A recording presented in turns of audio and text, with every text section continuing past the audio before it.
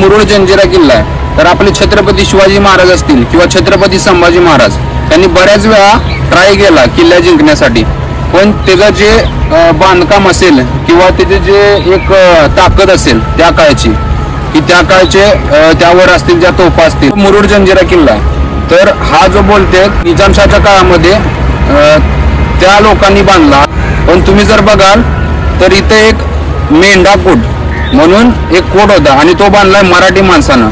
जर त्याचं नाव बोलाल तर राम कोळी असं त्याचं नाव होतं. जे काही इथले कोळी बांधव होते त्यांचा एकंदरीत तुम्ही मोरक्या म्हणू शकाल किंवा नेता म्हणू शकाल.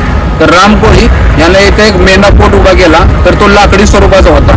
तो कशासाठी केला तर तुम्ही बघाल या समुद्रात तर त्या काळामध्ये समुद्री जे काही लुटार होते म्हणजे त्यांना बोलते समुद्री चाचे जे बोलते मग ते लूट भरपूर करत होते या ठिकाणी. आणि तो जो कोट आहे त्याचं रूपांतर नंतर जंजिरा किल्ल्यामध्ये झालं.